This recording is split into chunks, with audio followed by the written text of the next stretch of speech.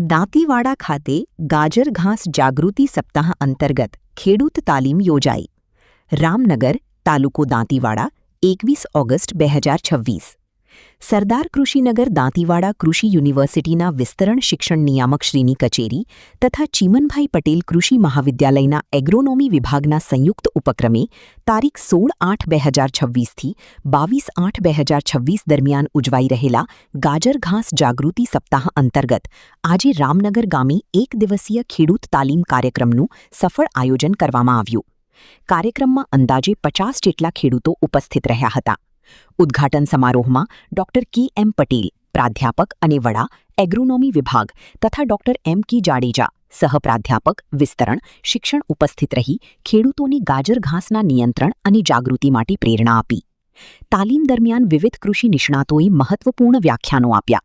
Doctor એસ.જે. Vaghela દ્વારા ગાજર ઘાસનો પરિચય, તેની હાનિકારક અસરો તથા અસરકારક નિયંત્રણના ઉપાયો સમજાવવામાં આવ્યા.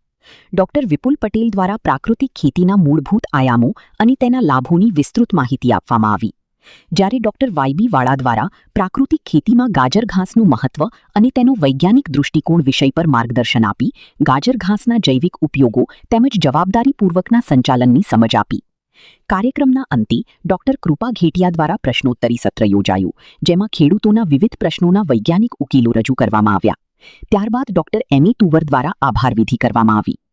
રિપોર્ટ. નમસ્કાર. ભારતમાં દર વર્ષે જે આપણું ગાજર ઘાસ છે એના નિયંત્રણ માટે સપ્તાહ એક ઉજવવામાં આવે છે ઓગસ્ટ મહિનામાં 16 થી 22 તારીખ સુધી.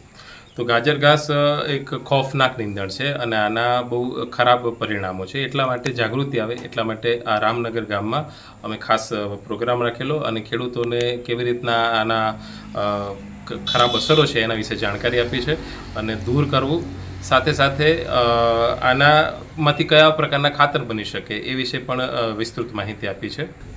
આજરોજ સરદાર કૃષિનગર દાંતીવાડા કૃષિ યુનિવર્સિટીના વિસ્તરણ શિક્ષણ નિયામકશ્રીની કચેરી તથા એગ્રોનોમી વિભાગ ચીમનભાઈ પટેલ કૃષિ મહાવિદ્યાલયના સંયુક્ત ઉપક્રમે આજે દાંતીવાડા તાલુકાના રામનગર ખાતે આજે અત્યારે જે સરકાર દ્વારા સપ્તાહ ચાલી રહ્યો છે ગાજર ઘાસ જાગૃતતા સપ્તાહ, જે આપણે પાર્થેનિયમ ઘાસના નામે ઓળખતા હોઈએ છીએ, તેની જાગૃતિ માટે ગ્રામજનોને આજે આ બંને કચેરીઓના વૈજ્ઞાનિકો અને નિષ્ણાંતો દ્વારા માહિતી પૂરી પાડવામાં આવી અને માનવ અને બાળકો તથા પ્રાણીઓની અંદર જે એની આપણને નુકસાન જોવા મળતું હોય છે કે એની જગ્યાએ એનો આપણે પ્રાકૃતિક ખેતીની અંદર કઈ રીતે એનો વૈજ્ઞાનિક દ્રષ્ટિકોણથી ઉપયોગ કરી શકીએ અને પ્રાકૃતિક ખેતીમાં એનો ઉપયોગ કરી અને આપણે એને જે આપણને નુકસાન કરે છે એ જ જગ્યાએ આપણે એને કઈ રીતે ફાયદારૂપ આપણા માટે નીવડે તેની જાગૃતતા અને આપણે તાલીમ દ્વારા એનું આપણે ફેલાવો કરવામાં આવેલો હતો.